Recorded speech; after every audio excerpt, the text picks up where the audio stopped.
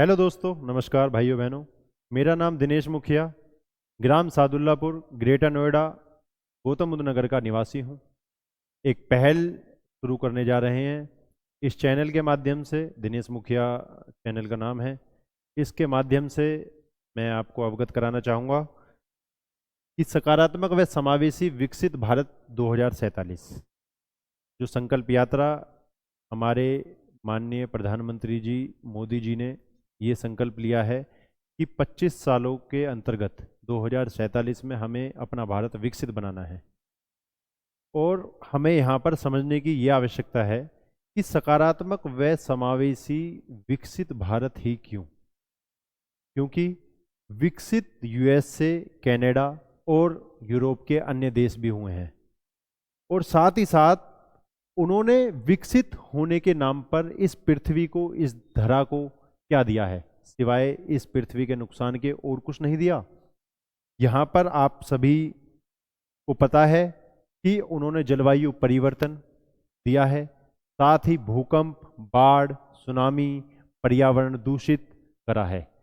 और ये हमें ध्यान में रखते हुए इस चैनल के माध्यम से सभी नागरिकों को जागरूक करने की एक पहल है, जागरूकता अभियान है, कार्यक्रम है।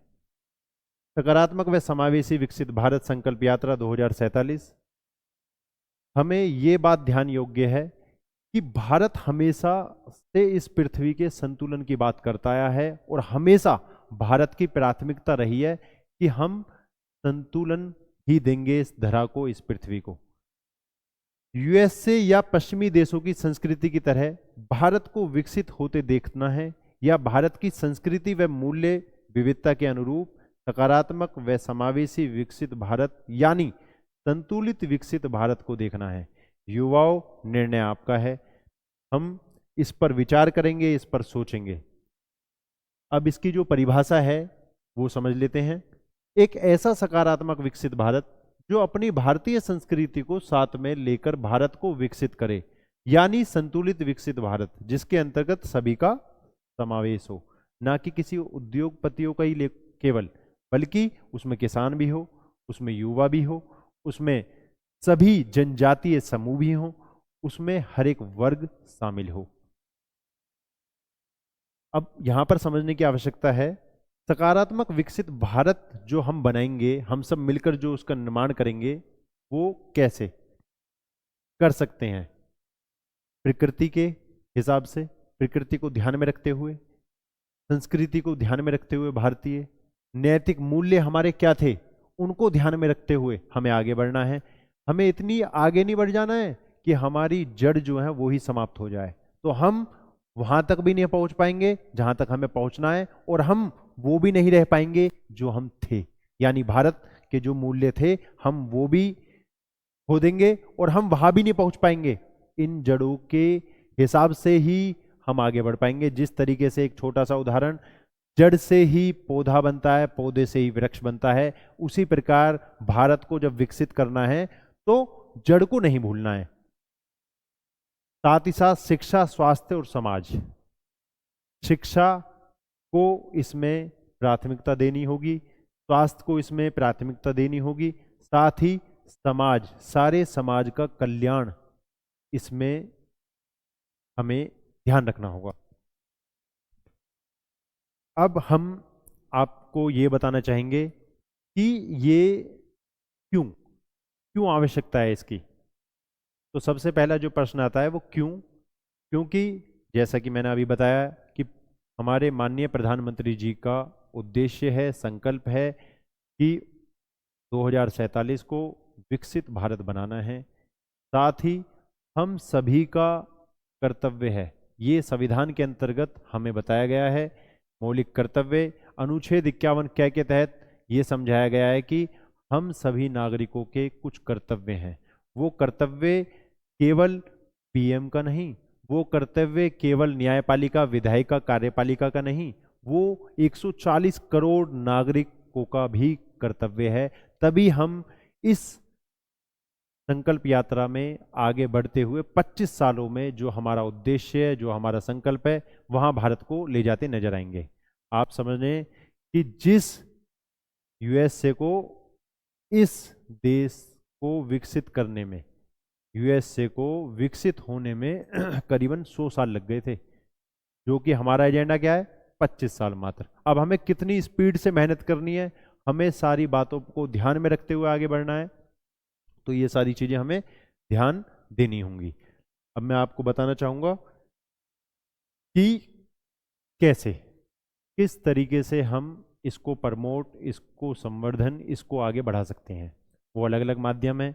हम जागरूकता कार्यक्रम शुरू करने वाले हैं, जो कि हर गांव-गांव जाकर सकारात्मक विकसित भारत के बारे में जागरूकता अभियान चलाएंगे, साथ ही यात्राएं निकालेंगे और हर एक सोसाइटी जहां शहरीकरण है, जहां नुक्कड़ हैं, वहां जाकर नुक्कड़ नाटक के द्वारा इस पहल को आगे बढ़ाने की कोशिश करेंगे, यानी प्रयास करेंगे।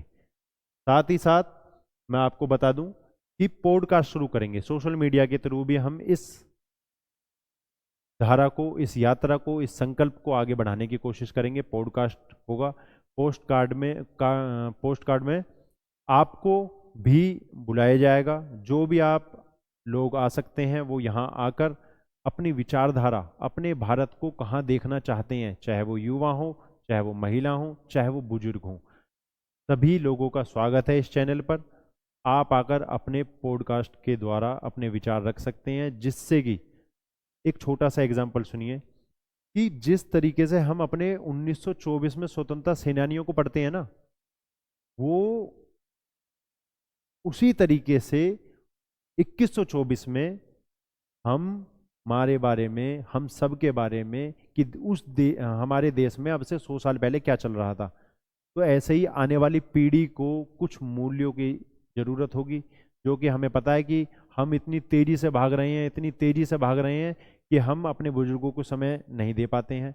उन बुजुर्गों को यहाँ बुलाकर, उन युवाओं को यहाँ बुलाकर, जो कि भारत की नींव हैं, हम इस मूल्यों को आगे बढ़ाएंगे, इस कार्यक्रम को आगे बढ़ाएंगे। साथ ही अब मैं आपसे ये कहना चाहूँगा कि जैसा कि मौलिक कर्तव्य जो दिए गए हैं, हम मौलिक कर्तव्यों की बात करेंगे।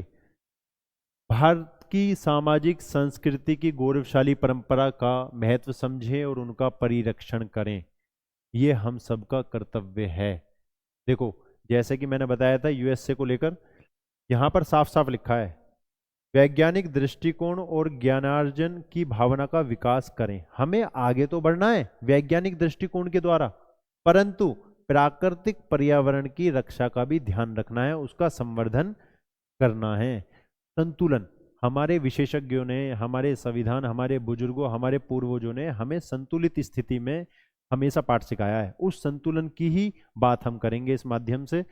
और अब मैं आपको बताना चाहूँगा कि आप जब भी मेरे को देखोगे, इसी वेशभूषा में देखोगे, क्योंकि मैं युवा हूँ और ये मेरा जो पहनावा है, ये व्यक्तिगत रुचि नहीं है, ना ही राजनीति दृष्टिकोण है मेरे अंदर।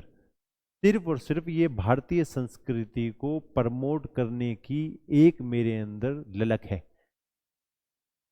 उदाहरण के तौर पर समझिए कि जब हमारे मुसलमान भाई टोपी पहनने में नहीं कतराते, हमारे सिख भाई पगड़ी पहनने में नहीं कतराते, तो हमारे पूर्वजों ने जो हमें दिया है, जो मूल्यों के बराबर है, ये टोपी, ये पहनावा, तो हम क्यों नहीं पहन सकते। तो मेरे अंदर एक ललक है अपनी भारतीय संस्कृति को प्रमोट करने के लिए, और आप सभी का मैं अभिनंदन करता हूँ, स्वागत करता हूँ।